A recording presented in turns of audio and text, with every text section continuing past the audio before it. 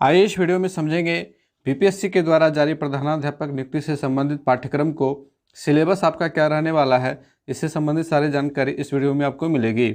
तो सबसे पहली बात कि आपको 150 अंकों का प्रश्न पत्र देखने को मिलेगा और इन 150 अंकों में से 100 अंक आपको जीएस से मिलेंगे और 50 अंक आपके बीएड के सिलेबस से रहेंगे। तो इस वीडियो में मैं आपको सामान्य अध्ययन के साथ साथ बीएड दोनों सिलेबस को दिखाने वाला हूं और साथ ही बात करेंगे कि तैयारी कैसे होगी और कौन कौन से चैप्टर्स को आपको पढ़ना पड़ेगा। तो आप जैसा कि यहाँ पे देख पा रहे हैं, ये पाठ्यक्रम प्रधानाध्यापक परीक्षा के लिए है। 100 अंकों का ये पूर्णांक सामान्य अध्ययन विषय से रहेगा और सामान्य अध्ययन के क्षेत्र में आपको कौन कौन से सब्जेक्ट से सवाल पूछे जाएंगे, आइए इसको समझ लेते हैं। तो सबसे पहला यहाँ पे देखेंगे कि सामान्य विज्ञान है, जिसके अंतर्गत आपको सामान्य विज्ञान से संबंधित सवाल आपको देखने को मिलेंगे, जिसमें आपको फिजिक्स, केमिस्ट्री, बायोलॉजी से सवाल पूछे जाएंगे। दूसरा है कि राष्ट्रीय और अंतर्राष्ट्रीय महत्व की समसामयिक घटनाएं यानी करंट अफेयर्स, इसको कहते हैं करंट अफेयर्स। तो करंट अफेयर्स से संबंधित सवाल आपको इसमें देखने को मिलेंगे। अगला जो है चैप्टर वो है भारत का इतिहास और बिहार के इतिहास की मुख्य विशेषताएं। और अगला जो है उसके बाद भारतीय राष्ट्रीय आंदोलन तथा इसमें बिहार का योगदान। इसके बाद भूगोल, भारतीय राज्य व्यवस्था, भारतीय अर्थव्यवस्था और प्रारंभिक गणित और मानसिक क्षमता परीक्षण। कुल मिलाकर आप देखेंगे तो बीपीएससी का जो पीटी का सिलेबस होता है, बीपीएससी के पीटी का जो सिलेबस होता है, सेम उसी सिलेबस पर आधारित आपका पेपर फर्स्ट होगा, यानी कि 100 अंकों का सामान्य अध्ययन होगा। पेपर फर्स्ट मैंने गलत यहाँ पे कहा है, एक ही पेपर होंगे और एक ही पेपर में दोनों सेक्शन से सवाल रहेंगे। इसको आप सेक्शन फर्स्ट कह सकते हैं। सामान्य अध्ययन आपका सेक्शन फर्स्ट रहेगा, ठीक है, जिसमें आपको 100 अंकों के सवाल देखने को मिलेंगे और उसके अंतर्गत ये सारे चैप्टर्स आपके रहेंगे, सामान्य विज्ञान से लेकर के प्रारंभिक गणित और मानसिक क्षमता परीक्षण तक। इसमें रीजनिंग के भी सवाल आपको देखने को मिलेंगे। तो मोटे तौर पर देखा जाए तो ये बिल्कुल बीपीएससी का पीटी जो सिलेबस होता है, बिल्कुल उसी सिलेबस से मिलता जुलता सिलेबस है और उसी लेवल का सवाल भी आपको देखने को मिलेगा इसके अंदर। इसलिए आप अच्छे से तैयारी करें और इसकी तैयारी के लिए आप किसी भी अच्छी बुक को और प्रतियोगिता दर्पण को लगातार पढ़ें, है ना। प्रतियोगिता दर्पण से आपकी तैयारी इसमें करंट अफेयर्स वाले सेक्शन में अच्छी हो जाएगी। प्रतियोगिता दर्पण और दृष्टि आईएएस के बुक से भी आप बीपीएससी का जो दृष्टि पब्लिकेशन का आता है उससे भी आप तैयारी करें। एडुटेरिया का भी आप ले सकते हैं, एडुटेरिया प्रवीण सर वाला, तो उससे भी आपको बहुत ज़्यादा हेल्प हो जाएगा। और आगे बात करें कि इन विषयों में सवाल किस प्रकार से पूछे जाएंगे, तो सामान्य विज्ञान के अंतर्गत दैनिक अनुभव तथा प्रेक्षण से संबंधित विषयों सहित विज्ञान की सामान्य जानकारी तथा परिबोध पर ऐसे प्रश्न पूछे जाएंगे जिसकी किसी भी शिक्षित व्यक्ति से अपेक्षा की जा सकती है जिसने वैज्ञानिक विषयों का विशेष अध्ययन नहीं किया है। यानी कि कॉमन सवाल रहेंगे, कॉमन आपको फिजिक्स, केमिस्ट्री, बायोलॉजी से सवाल आपको देखने को मिलेगा। पीसीबी आप तैयार करके रखेंगे अपना, और जनरल सवाल रहेंगे जो आप इसका लेवल में आपको यहाँ पे क्लास 8 से लेकर के क्लास 10 तक का सजेस्ट करूँगा। क्लास 8 से लेकर के क्लास 10 तक के बुक को आप देखेंगे और इसके अंदर फिजिक्स, केमिस्ट्री, बायोलॉजी 9, 10 वाला बहुत ही ज़रूरी है, बहुत ही मस्ट है। इसके बाद आप देखेंगे राष्ट्रीय और अंतर्राष्ट्रीय महत्व के वर्तमान घटनाओं तथा बिहार से संबंधित प्रश्न पूछे जाएंगे। ये आपको करंट अफेयर्स में देखने को मिलेगा और करंट अफेयर्स के लिए आप प्रतियोगिता दर्पण का नियमित अध्ययन करना शुरू कर दें अभी से। और अगला देखेंगे कि इतिहास के अंतर्गत विषय के सामाजिक, आर्थिक और राजनीतिक परिप्रेक्ष्य में विषय की सामान्य जानकारी पर विशेष ध्यान दिया जाएगा और परीक्षार्थियों से आशा की जाती है कि वे बिहार के इतिहास की प्रमुख घटनाओं से परिचित होंगे। तो बिहार का इतिहास आप निश्चित रूप से याद रखेंगे। अगला है कि भारत के राष्ट्रीय आंदोलन के अंतर्गत 19वीं शताब्दी के पुनरुत्थान के स्वरूप और स्वभाव, राष्ट्रीयता का विकास तथा स्वतंत्रता प्राप्ति से संबंधित प्रश्न पूछे जाएंगे। यानी कि भारतीय राष्ट्रीय आंदोलन से संबंधित प्रश्न रहेंगे और साथ ही उसमें बिहार की जो भूमिका रही है, तो बिहार की भूमिका से भी सवाल पूछे जाएंगे। भूगोल में बात करें तो भूगोल में आपको भारत तथा बिहार से विशेष सवाल पूछे जाएंगे और इस पर विशेष ध्यान आपको देना होगा। भारत तथा बिहार का भूगोल, भारत की राज्य व्यवस्था के अंतर्गत भारतीय संविधान प्रमुख रूप से ये मायने रखता है। फिर देश की राजनीतिक प्रणाली, पंचायती राज व्यवस्था, और विभिन्न विकास योजनाएं, इनसे सवाल रहेंगे। पंचवर्षीय योजना को शामिल कर लें, नीति योजना को शामिल कर लें। इसके बाद भारतीय अर्थव्यवस्था पर प्रश्न रहेंगे, जिसमें आपको बुनियादी अर्थव्यवस्था, भारत की अर्थव्यवस्था और बिहार की अर्थव्यवस्था पर ज्ञान की जांच होगी। तो मोटे तौर पर आप भारत और बिहार को लेकर के ही चलेंगे। इसके बाद प्रारंभिक गणित और मानसिक क्षमता जांच पर प्रश्न होंगे, और इसमें कुछ गणित के सवाल आपको देखने को मिल सकते हैं और कुछ आपको रीजनिंग के सवाल देखने को मिल सकते हैं। और एक चीज़ आपको ये ध्यान रखना है इसमें कि प्रारंभिक गणित और मानसिक क्षमता, ये आप एसएससी लेवल से इसकी तैयारी कर सकते हैं। एसएससी के रीजनिंग से आप इसकी तैयारी कर सकते हैं, एसएससी के रीजनिंग से इसकी तैयारी हो जाएगी। और कुल मिलाकर के देखें तो कुल मिलाकर के आपको 12 टॉपिक हैं, है ना? नहीं 12 नहीं, 8 टॉपिक हैं। 1 2 3 4 5 6 7 8 टॉपिक हैं। तो इन 8 टॉपिक से 100 सवाल पूछे जाएंगे। तो मोटे तौर पर 12 सवाल सभी सेक्शन से आपको देखने को मिल सकता है ना? एक आध सेक्शन में कुछ ज़्यादा सवाल रहेंगे। तो इस प्रकार से आप यहाँ पे जीएस का सिलेबस देख रहे हैं। इसके बाद मैं बीएड के सिलेबस की ओर ले चलता हूँ आप लोगों को। और ये नीचे में इधर दिया हुआ है, ये सारा इंग्लिश में सिलेबस को बतलाया गया है। जो इंग्लिश के कैंडिडेट होंगे वो इसे पढ़ करके समझ लेंगे, ठीक है। तो अब चलिए बढ़ेंगे बीएड वाले सेक्शन की ओर। तो अब जैसा कि आप यहाँ पे देख पा रहे हैं, ये पाठ्यक्रम बीएड का है और बीएड से कुल आपको 50 सवाल पूछे जाएंगे। और बिहार के विश्वविद्यालयों में लागू पाठ्यक्रम को ही इसमें शामिल किया गया है। और इसमें भी लगभग 10 से 12 यूनिट रहेंगे। ये देख लेते हैं, 12 यूनिट हैं इसमें। तो 12 यूनिट से आपको 50 सवाल पूछे जाएंगे। तो लगभग 4 सवाल आप रख लें, सभी यूनिट से सवाल पूछे जाएंगे। और 1-2 यूनिट से ज़्यादा सवाल पूछे जाएंगे, जिसमें आपको जीन पियाजे, कोहलबर्ग, ये सारे मनोवैज्ञानिक आ जाएंगे। पहला यूनिट कहता है बाल्यावस्था की समझ, यानी कि आपको सीडीपी पढ़ना है, चाइल्ड डेवलपमेंट पढ़ना है। चाइल्ड डेवलपमेंट आप यहाँ पे ध्यान रखेंगे। और सीडीपी का फुल फॉर्म वैसे चाइल्ड डेवलपमेंट एंड पेडागोजी होता है और ये सीटेट का सेक्शन होता है। तो यहाँ पे यूनिट फर्स्ट जो है आपका वो सीटेट वाला सेक्शन ही है, बाल्यावस्था की समझ, बालक एवं बाल्यावस्था, व्यक्तिगत विकास के आयाम, किशोरावस्था को प्रभावित करने वाले कारक। और इसमें आपको जीन पियाजे, एरिक एरिक्सन और कोहलबर्ग के संदर्भ में ये सिद्धांत आपको समझने होंगे, इसकी जानकारी रखनी होगी। तो पियाजे, एरिक्सन और कोहलबर्ग ये बीएड के साथ साथ डीएलएड वाले सिलेबस में भी ये सारे मनोवैज्ञानिक मौजूद हैं। डीएलएड वाले सेक्शन में भी आपको मिल जाएंगे। और ये हमारे यूट्यूब चैनल जिस पे आप इस वीडियो को देख रहे हैं, इस पे भी आपको इन सारे मनोवैज्ञानिकों से संबंधित सिद्धांत मिल जाएंगे। अगला जो यूनिट है समाजीकरण और स्कूल का संदर्भ, विद्यालय प्रवेश का प्रभाव, विद्यालय एक सामाजिक संस्थान के रूप में और बिहार में इसकी धारणा, स्कूली संदर्भ में मूल्य का निर्माण।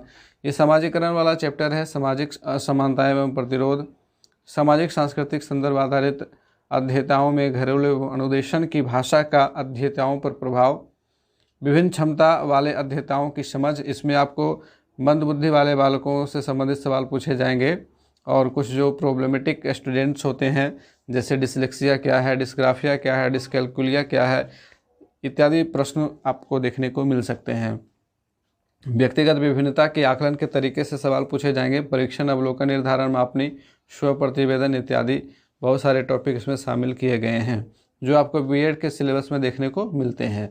यूनिट 3 में है अस्मिता निर्माण की समझ, विविध सामाजिक एवं संस्थागत परिप्रेक्ष्य में व्यक्ति के निर्माण में बहु अस्मिताओं का अभ्युदय, यानी कि एटीट्यूड से संबंधित सवाल इसमें पूछे जाएंगे। और अगला है कि शिक्षकों एवं विद्यार्थियों में अस्मिता निर्माण के स्थल के रूप में विद्यालय संस्कृति एवं लोकाचार, शिक्षण अधिगम अभ्यास एवं वर्ग कक्ष में शिक्षक संवाद, मूल्यांकन अभ्यास, मूल्य प्रणाली एवं विद्यालय की प्रच्छन्न पाठ्यचर्या। इन सब से आपको एमसीक्यू सवाल ही पूछे जाएंगे, मल्टी चॉइस क्वेश्चंस ही पूछे जाएंगे। और इसके ऊपर आप लोगों को थोड़ा सा ध्यान रखना पड़ेगा। और इसकी तैयारी के लिए अलग से बुक आप अवेलेबल देख सकते हैं। वैसे बीएड का जो एग्ज़ाम होता है उस बुक से आप इसकी तैयारी कर सकते हैं। आप इसमें देखेंगे अगला है कि अवधारणा, शिक्षा का अर्थ एवं परिभाषा, शिक्षा की प्रक्रियाएं, स्कूल की पढ़ाई, ये सब जो है बीएड का ही सिलेबस है। राष्ट्रीय आदर्श को प्रतिबिंबित करने वाली शिक्षा के संवैधानिक प्रावधान, संविधान में जो प्रावधान रहे हैं शैक्षिक प्रावधान, इसमें धारा आपको 21 को पढ़ना है, जिसमें आपको RT एक्ट लागू किया गया। तो ये सारी चीज़ें संविधान से संबंधित जुड़ी हुई जो भी दस्तावेज शिक्षा से संदर्भित हैं उनको आपको पढ़ना होगा। राष्ट्रीय विकास हेतु शिक्षा, इसमें शिक्षा आयोग 1964-66 इसका अध्ययन थोड़ा सा कर लेंगे। यूनिट 4 में है दर्शन और शिक्षा। दर्शन और शिक्षा काफ़ी ज़्यादा वास्ट टॉपिक है। दर्शन का अर्थ और परिभाषा समझना है। इसमें दर्शन की भाषाएं एवं उनका शैक्षिक समस्याओं एवं मुद्दों के साथ संबंध क्या है। दार्शनिक पद्धतियां बहुत सारी हैं, जिसमें आपको दर्शन के संप्रदाय, आदर्शवाद, प्रकृतिवाद, प्रयोजनवाद, मार्क्सवाद एवं मानववाद, यथार्थ ज्ञान एवं मूल्य की अवधारणा और इन सारे जो दार्शनिक पद्धतियां हैं इनके प्रतिपादक कौन हैं, इन सब के बारे में भी आप लोगों को जानकारी होनी चाहिए। तो इसके लिए आप यूजीसी नेट की तैयारी के लिए जो पेपर फर्स्ट की बुक आती है उससे आप तैयारी कर सकते हो। भारतीय दार्शनिक विचारकों को समझना है, जिसमें रविन्द्रनाथ टैगोर, महात्मा गांधी और स्वामी विवेकानंद, अरविंदो घोष, जे कृष्णमूर्ति और गिजुभाई बधेका। ये पूरा DLED वाला सिलेबस, DLED का जो फर्स्ट ईयर का बुक होता है F1, उसमें आपको मिल जाएगा ये सारा कुछ। यूनिट 5 की बात करें, समानता के अर्थ एवं संवैधानिक प्रावधान। समानता और असमानता ये आपको संवैधानिक प्रावधान में भी मिल जाएगा। यहाँ पे शिक्षा का अधिकार कानून विधेयक व इसके प्रावधान यानी कि RTE एक्ट आपको इसमें पूरा डिटेल से पढ़ लेना। RTE एक्ट 2009, RTE एक्ट 2009 पूरा कंठस्थ कर लेना। आगे देखेंगे यूनिट 6 में है अधिगम की प्रकृति एवं अवधारणा। संप्रति अधिगम, कौशल अधिगम, मौखिक अधिगम, सामाजिक अधिगम, अधिगम सिद्धांत, समस्या समाधान। तो ये बिल्कुल अधिगम का एक चैप्टर ही है BEd के अंदर। और DLED में भी अधिगम के बारे में बहुत सारी बातें बताई गई हैं और CTET में भी अधिगम से संबंधित एक चैप्टर है। और हमारे चैनल पे भी आपको अधिगम से संबंधित वीडियो मिल जाएंगे। तो इसमें बहुत वास्ट सिलेबस रखा गया है। और अगला है यूनिट 7, शिक्षक के कार्य एवं भूमिका का विश्लेषण। पूर्व सक्रिय अवस्था में कौशल एवं दक्षता। देखिए, पूर्व सक्रिय अवस्था की बात की जा रही है और यहाँ पे आपको ECCE को समझना होगा, ECCE की समझ रखनी होगी। ECCE का मतलब होता है early childhood care and education, है ना, पूर्व बाल्यावस्था शिक्षा एवं देखभाल। तो उससे संबंधित सवाल देखने को मिलेंगे। और इसमें आपको नई राष्ट्रीय शिक्षा नीति NEP 2020 से सवाल देखने को मिल सकते हैं। NEP 2020 में इसका विशेष प्रावधान किया गया है ECCE का, तो उससे संबंधित सवाल आपको देखने को मिलेंगे। प्रभावशाली शिक्षकों से संबंधित विशेषताएं एवं शिक्षकों की व्यावसायिक अस्मिता, इन सब से एक आध सवाल देखने को मिलेंगे, ज़्यादा वास्ट टॉपिक है ही नहीं है।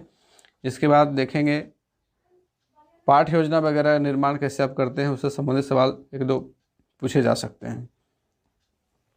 8वां यूनिट है अधिगमकर्ता को प्रेरित करना और उनके ध्यान को बनाए रखना।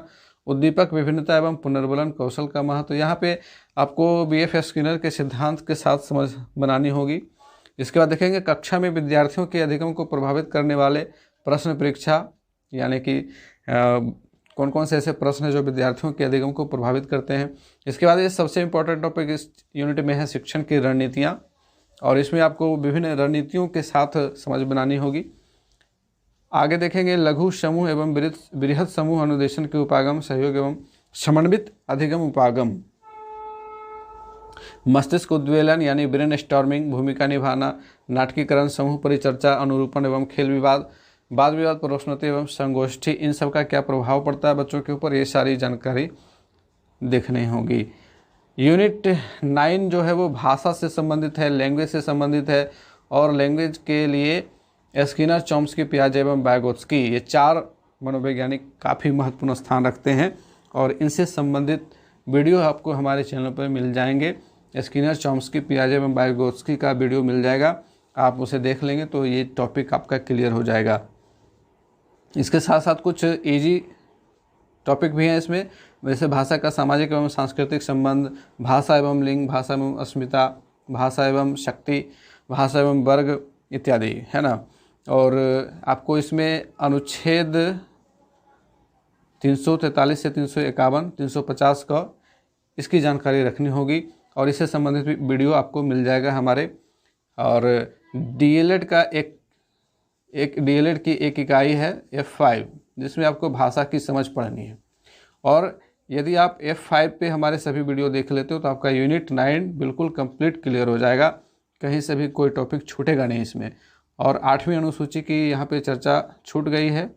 8वीं अनुसूची में जो 22 भाषाओं को मान्यता प्रदान की गई है, और वो कौन कौन सी भाषाएं हैं, कब कब उन्हें मान्यता प्रदान की गई है, ये सारी जानकारियाँ जो है वो आपको हमारे चैनल पर F5 वाले सेक्शन में आप जाएंगे, प्लेलिस्ट में F5 आपको देख लेना है। यूनिट 9 आपका टोटल क्लियर हो जाएगा।